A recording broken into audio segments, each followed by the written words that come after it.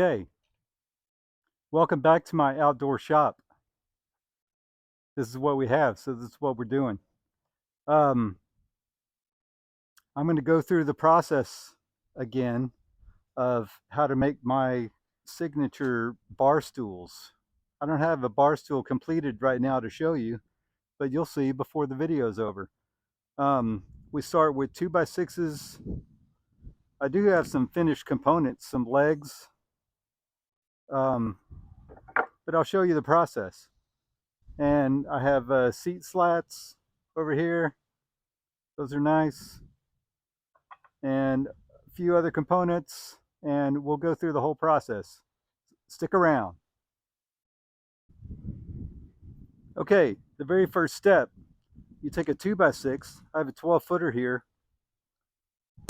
You cut it to 29 inches. I set my stop block up for 29 inches. Actually, interesting thing, if you take a 12-foot 2x6 and which is a little bit more than 12 foot. See, that's like 12 foot and 5/8. And you divide that by 5, and you get something like, and you allow for the kerf of the saw blade, you end up with pieces that are like 28 and I think it's 13/16, which is perfect. You got a little bit of flexibility. I call it 29. If you can make it 29, do that. If it's a little bit quarter inch less, that ain't gonna hurt anything. Half inch probably wouldn't hurt anything either. So I got this set at 28 and 7/8. So it just shows you it could be in that vicinity, but no, 29 is ideal. So set this up, gently slide it to the block, make a cut.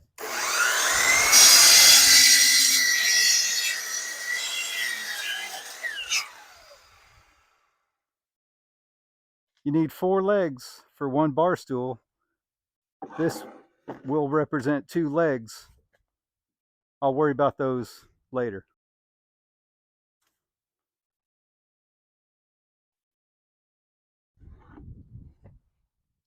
Then this 2x6 that's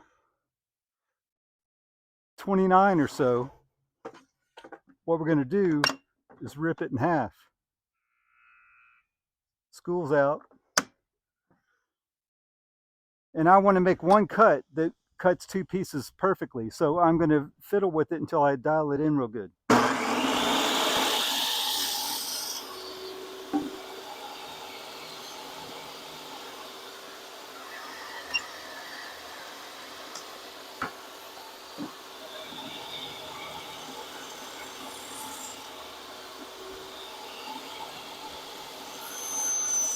Perfect.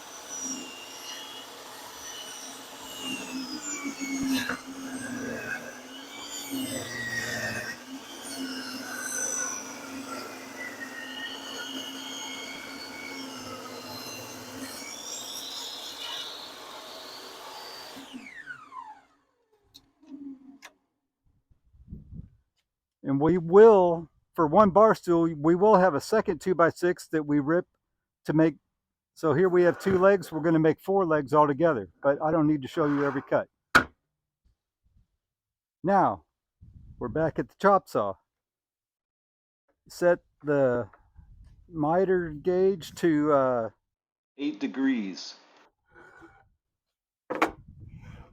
Instead of just cutting it, you got to notice that there's going to be a front edge and a back edge, and there's going to be a top and a bottom. So this particular piece has a little damage up here. So if we put that on the inside and at the top, then we need to determine what looks best on what's a better looking outside. And I think that factory edge looks good enough. So that'll be the long point.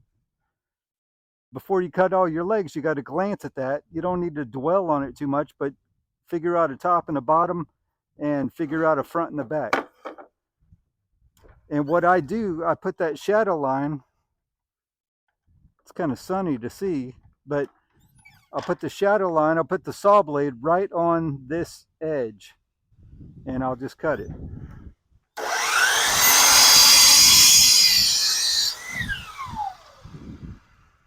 So I didn't change the length of it at all. I just put a 8-degree cut on the end.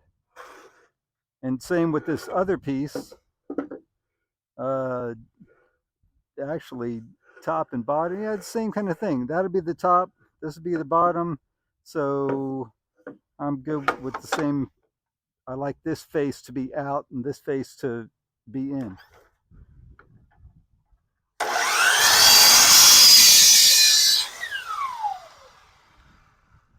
There's that.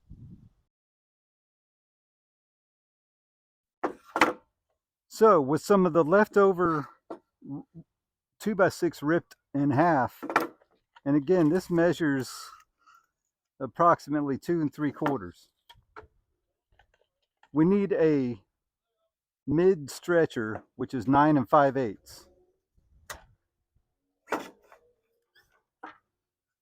That's nice and square.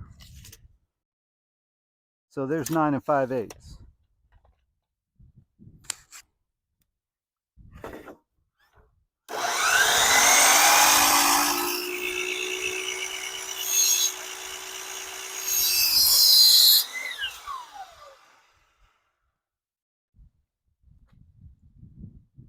This will be the mid stretcher.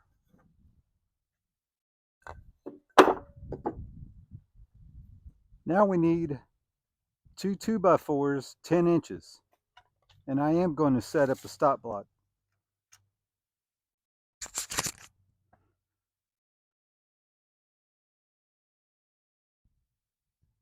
Get a little mark at 10 inches, just enough sunshine to ruin my shadow.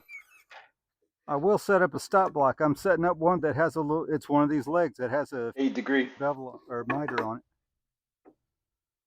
So I just gently touch that where it is, and I've got this spring clamp.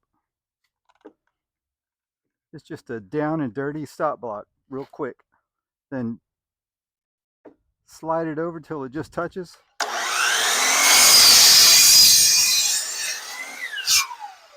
And this is a standard 3.5 inch. So now it's 10 inches long, and we need 2 of those.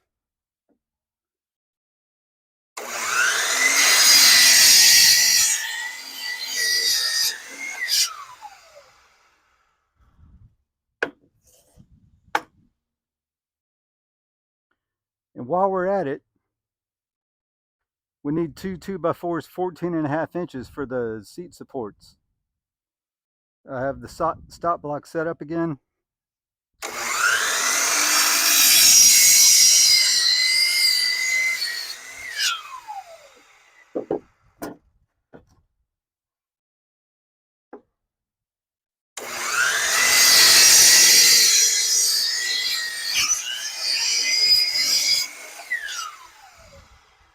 That's always fun.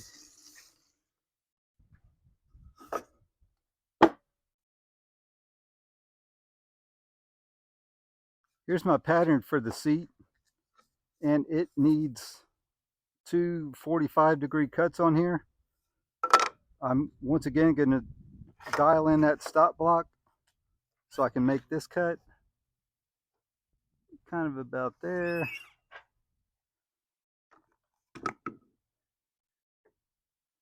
Kind of about there.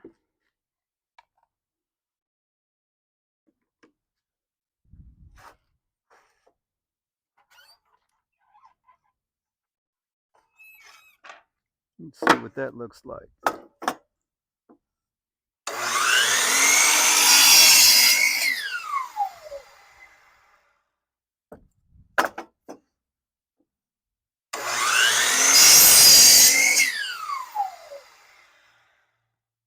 And what we want is 1.5 inches on each of these faces.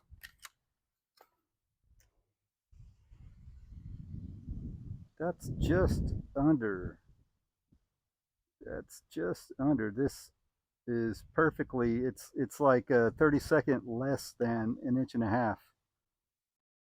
you can see here, look at that. So it splits between the 7/16 and the 1/2 inch mark, right about there. So that turned out perfect. So we'll dog ear the other ends of the same board.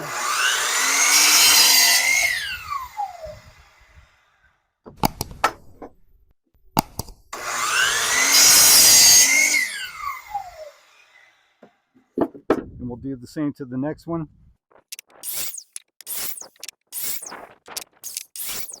And while we're here,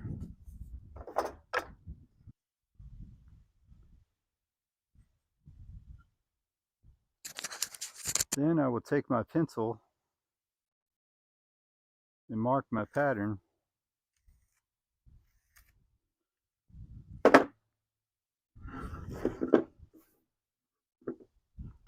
This is another point. This side has a little, dry opening up on it. The side's not pretty, but it will sand down nicely. You need to determine up and down and inside and outside. I'm going to say that's going to go like that. The reason I turn that over is because I want these ends to line up very well. You see, this is a little bit thicker. The 2x4 is a little bit thicker than this was. Uh, Sometimes the wood varies a little. So if you get it flush on the bottom, it's going to interfere with this cut, which is going to make this piece less than 1.5 inches, like almost 3/16 less than 1.5 inches. We don't really want that. So we can go to the bandsaw and make this little cut.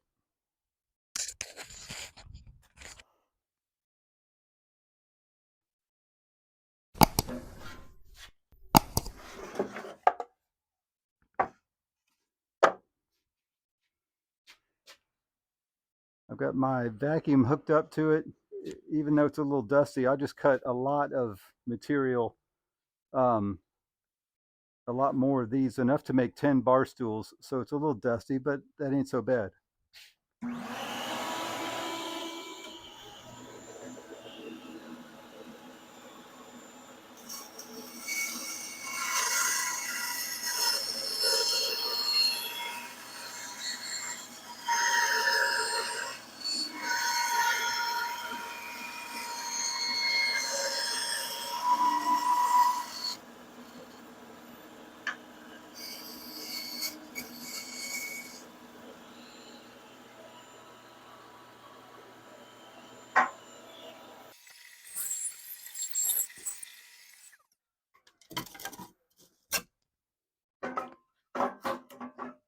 So there's those.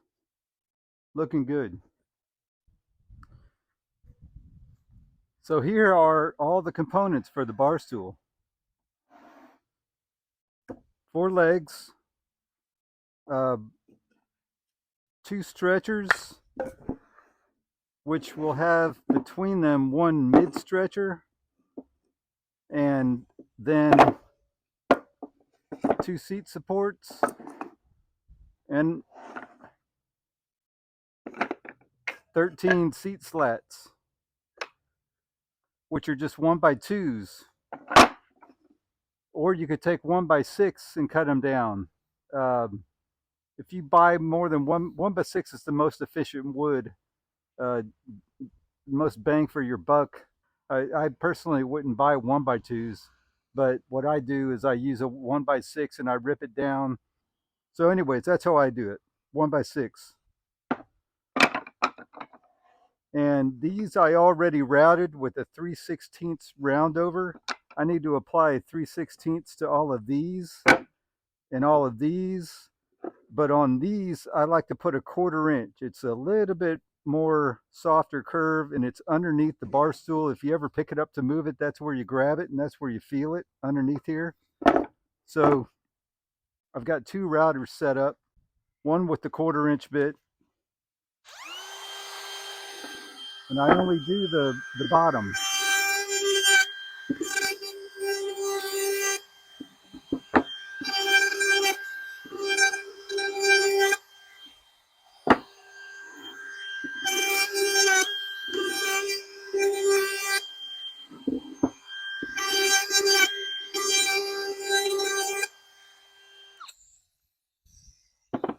Once again, when you pick that bar stool up, this is where you grab it, and it feels a lot better here. Whether it was a factory edge or not, a quarter-inch round over is a comfortable feeling. Uh, the reason I use the 3/16 on everything else, that's very similar, if not the actual same factory round over that you get on a 2x4. However, that could always vary. That they sometimes they're crisp edges and sometimes they're chewed up edges. But 3/16 I think is a good looking edge for everything else.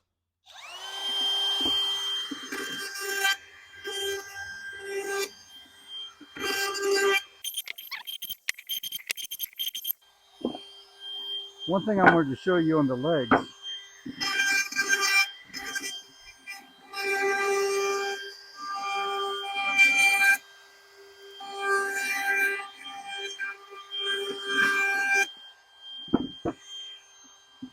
so you can see the difference between that 3/16 and the crisp edge is where it was ripped down the middle.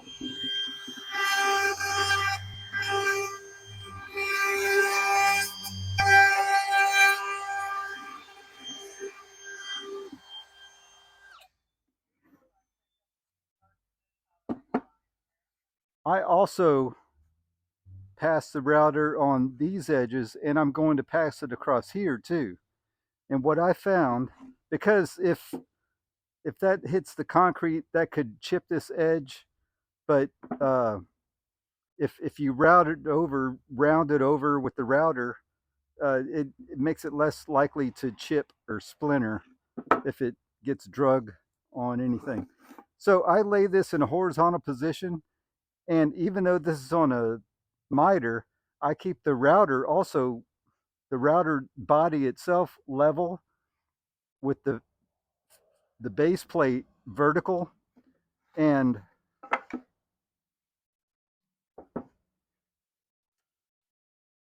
I'm doing something like this and pass the bearing across the top.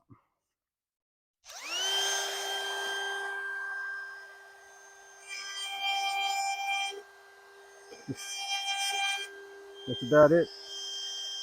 What is it? Takes me out of my element. I usually hold it in the other direction. But that's enough just to soften that edge. It's always going to be down, but it'll help keep it from splintering. And I like to do that. So I'll finish routing everything and then we're ready to assemble.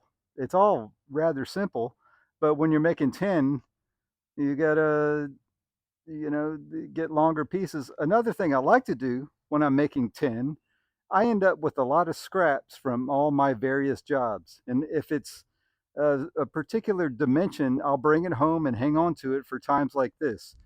And I find a lot of scraps. Sometimes it's even 2x6s that they might have a bad edge. I could rip that bad edge off and make it a 2x4, which will work for my stretchers, which will work for the seat supports.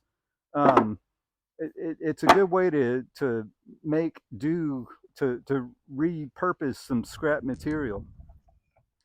There's also a lot of deck boards. I get these 1 inch thick deck boards that I use for louvered work. Um, I can rip these into 1.5 inches, but then come back and pass them through the saw one more time again. Where's my pencil? And cut that down to 3/4. You see, like that.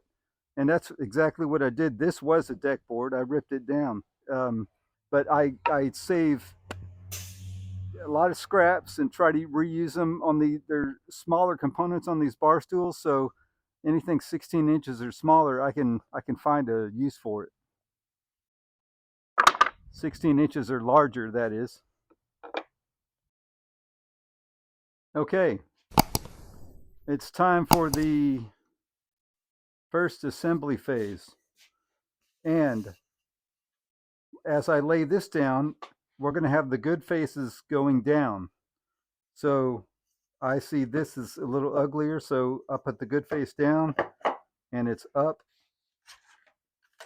I will clamp it, pulling it to the top. I'm also going to put a little dab of glue here.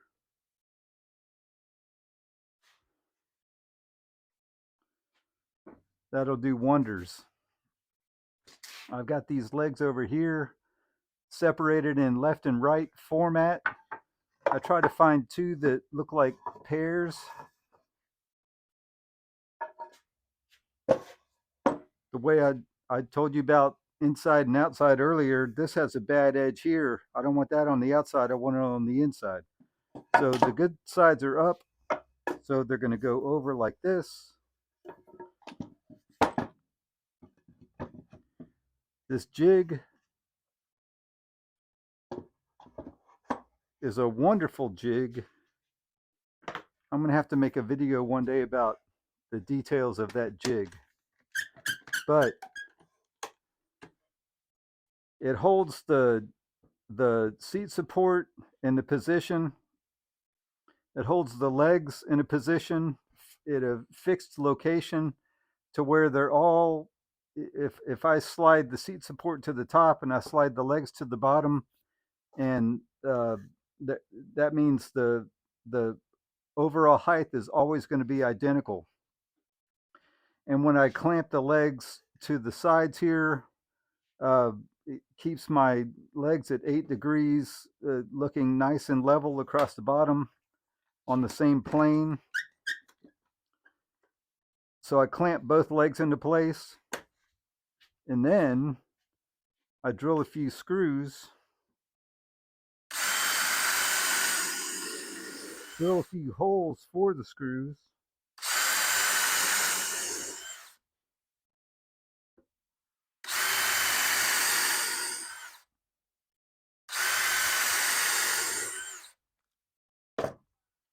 Grab another clamp because I want to make sure that remains grabbing onto the leg, grabbing onto the seat support.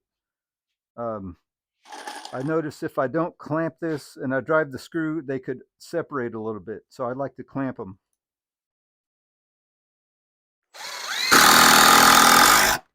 2.5-inch screws, so they will not poke out the backside. Clamp this side.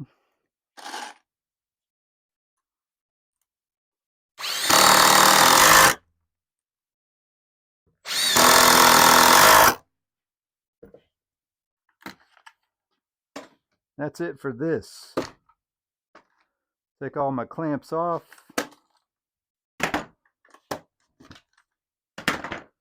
Then I ease this up. It's got a little dust on it. Shake the dust off. But then here is the exterior with the good faces all come in the same direction. It's not going to bother me if a little glue drips out of there. Nobody in my area uses glue on their outdoor furniture. So if I have a little glue dripping out, it's almost a good sign. It shows that there is some glue in there. And then I stack these up for now. And I'm going to stack all of these up before I go to the next process. So I've got this jig also. Give me a Sharpie.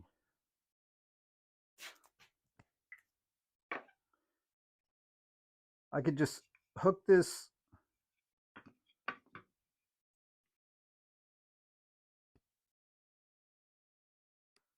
and then at these marks I put a little dot, and that's where we're going to drill holes.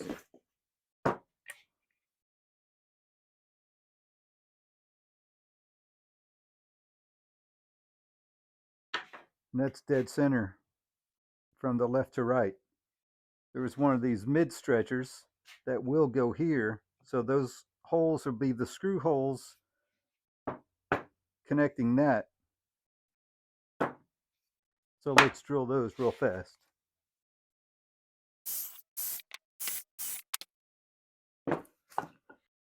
So here's a jig for the stretchers. I've got the mid stretcher. It's raised up a little bit. Goes against this block.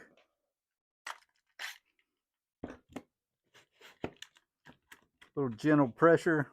See something here.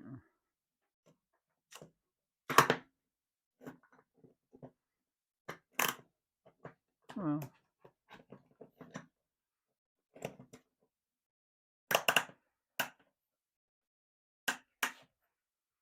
okay, that'll hold it nice and firm. Then these holes are in the center, lined up with that center. I pay attention to the top and that's got a little messed up edge on, but I put it to the inside.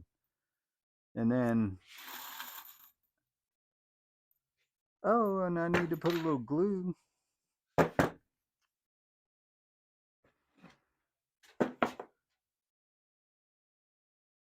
Not much, just a little bit.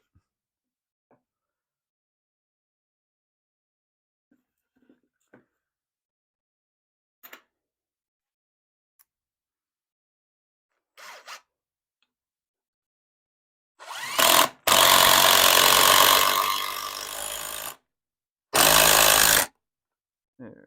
You see how that opened up? It does that sometimes with the screws.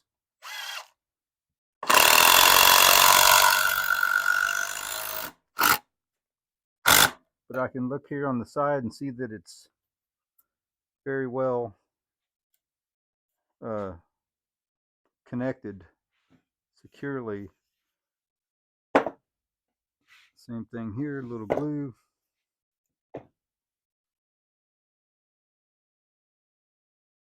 Just a little bit. A couple of 3-inch screws, stainless steel at that. Glue everything and stainless steel fasteners.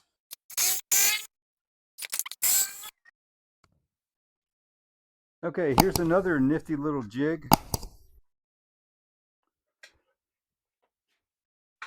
We have the leg assembly, and this is just a simple jig. It's a hole marking jig. Goes up to the bottom of the legs. It's the same width, so I line it up on the outside. Then the top hole and the next hole.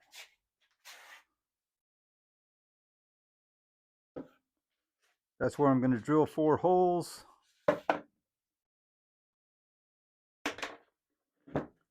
Which is where these are going to go. But it'll actually be in that configuration.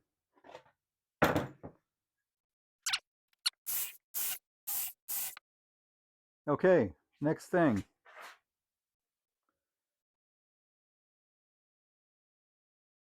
We take the footrest bridge. It is that which the stretcher assembly sits on. Then we bring the legs up to it, right where it is. I should dab a little glue. I should.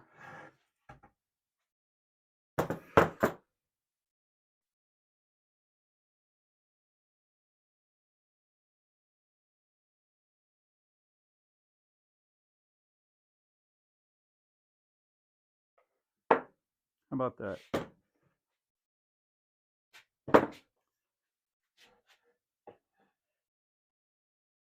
And I could feel on the backside the space here is equal, so I know it's centered. I need my 3-inch screws.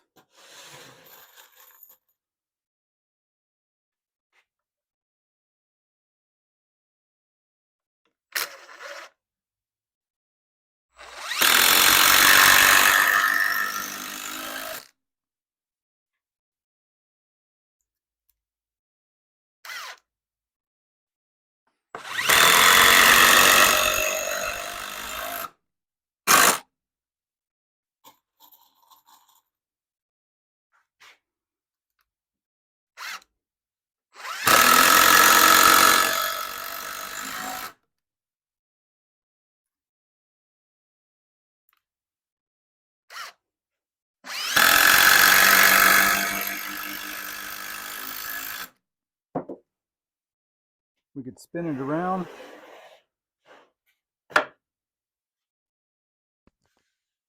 We can, let me do something like this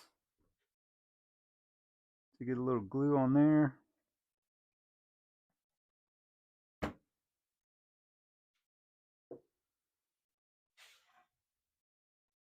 Bring the next leg assembly, which already has the holes in it. Feels pretty good as far as being centered.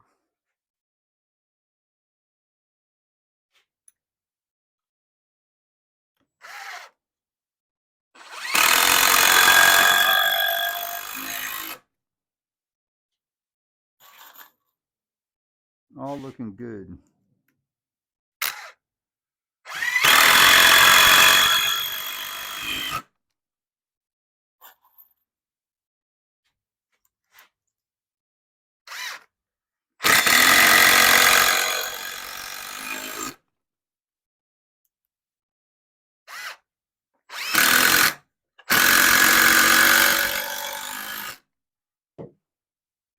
I can remove the bridge, the confounded bridge. And that is everything except for the seat slats, which we're going to work on now.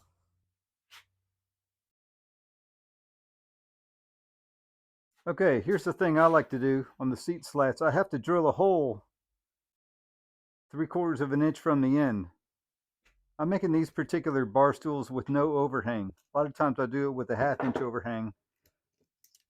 When that is the case, my hole is 1.25 inches from the end. So I have these, this is a 1 inch overhang or marking gauge. This is 3/4 of an inch, which is what I need. I found this to be the most efficient, fastest, accurate enough kind of thing. I hold that on the end, and then I kind of eyeball the center of the board. Then I remove that and repeat.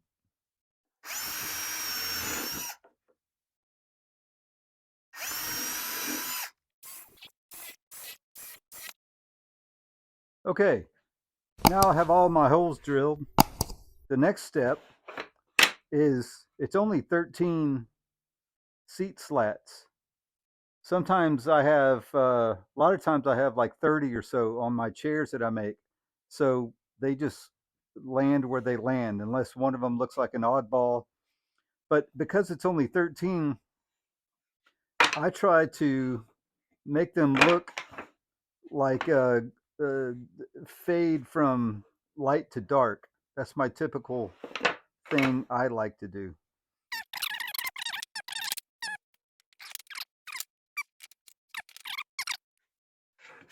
So I've got this other gauge, which I use when I have a 1/2 inch overhang.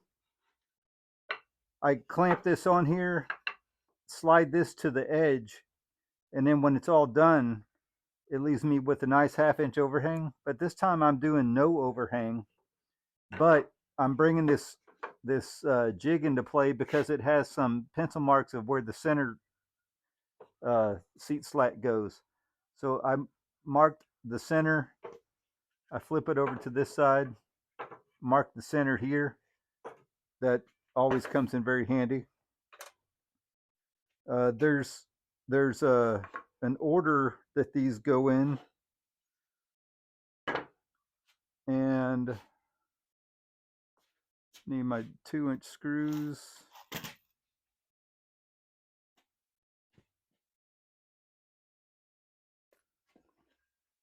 Okay, so I take the first one here.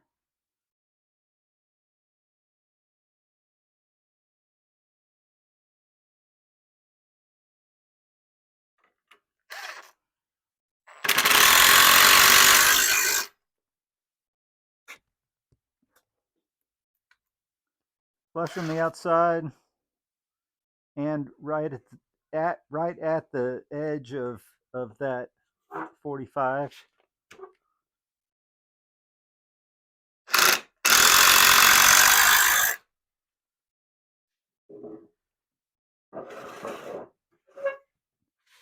Do the same thing on the other side.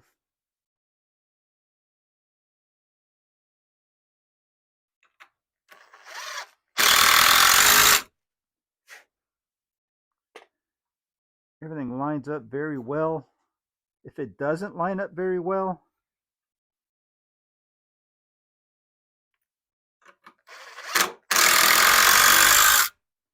if it's not lining up well, I can use, well, I need to get the, well, I could use it here. Or maybe I can't. If it's not lining up well, I could put the clamp over this, pull it, draw it together. If I need to get the larger clamp out, I can. If it's too close and I need to spread it out, I can flip this around the way they do. Put that in between and I can spread it out just incrementally until I get a good feel. And but I don't have to do that. This everything lined up very well. So now I go to the center one and I have my little center marks.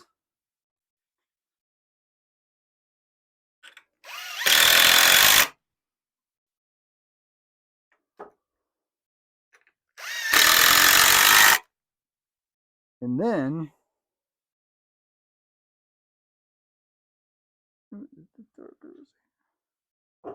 yeah, like that. I put this one in with about 1/8 of an inch reveal right inside here between these two pieces.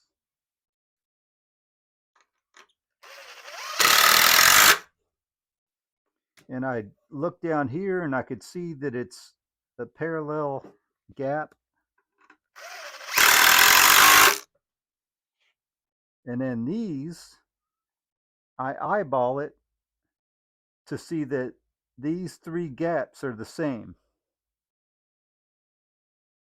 And it's only 3 pieces. It's 2 pieces with 3 spaces. So it's not hard to set that up. And while I'm doing that, I keep it flush on the ends.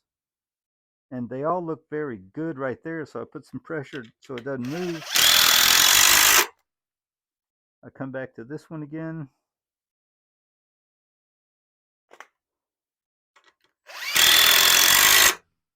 And this space is just a fuzz. That's about 1/8. And this is a heavy 1/8 or 3/16 roughly.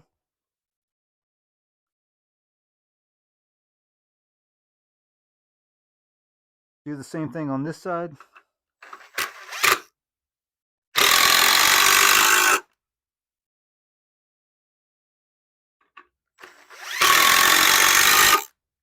And then I could put these. Same thing. Start at the end with a little bit of a 1/8 inch gap.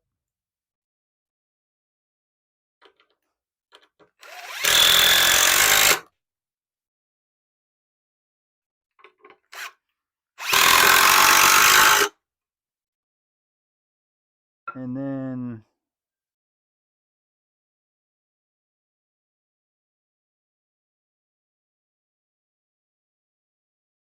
that looks pretty good right there.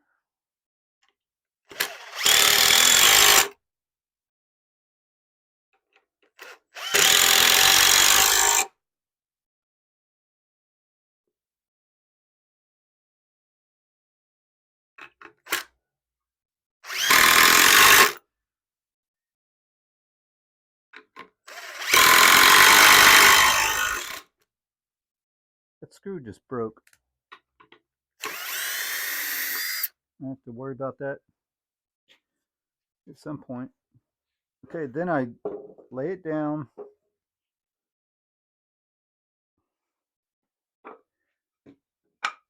And I just jam this one up to this one hits this one, keeping it flush on the end.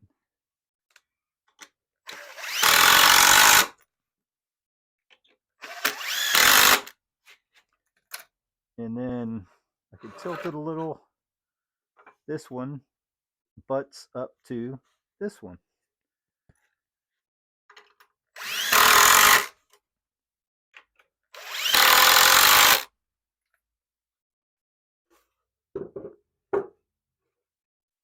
Same thing on the other side. Here's a little thing. This one had an ugly end, but we're going to put it on the very end. No one's ever going to see it. I promise.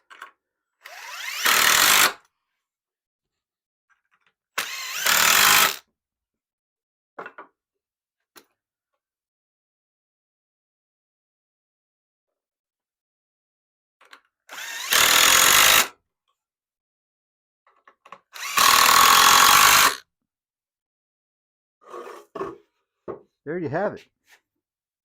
Look, there's no off, there's no legs out of plane. It's nice and sturdy, nice and stout. I will take the sander and clean this up, although it's pretty smooth as it is. But that's it. And like I said earlier, when you pick it up from here. So it's a nice, comfortable feel. It's a 30-inch tall bar stool. I do have plans available. And they're very affordable. I make a lot of these. I've probably made 75 of these this year. And right now I have a batch of 6 I need to make. And because I'm making a batch of 6, I thought I'm just going to make a batch of 10, because before the month is over, the other remaining 4 are going to be gone somewhere.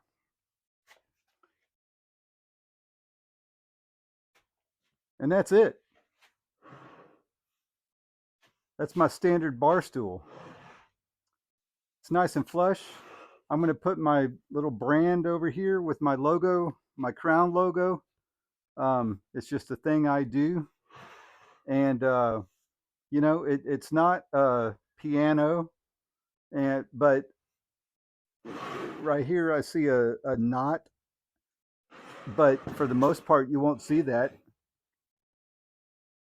But it's there. It's imperfect wood. It's not oak or walnut or something like that. They're outdoor bar stools, so it's treated pine, which is the in my region, the treated southern pine is the way to go. It's ground contact rated. They're not going to rot. Um, it's a handsome looking bar stool. And a group of these is going to look very nice around the lady. I'm making a nice built-in table for a lady and at her beach house, and it's going to be lovely.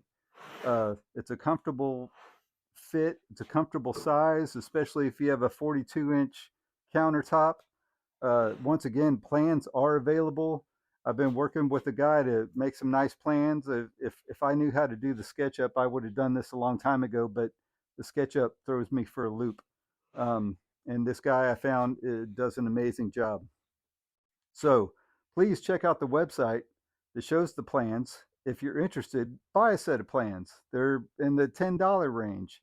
And I don't see why that needs a change. I don't expect it to change.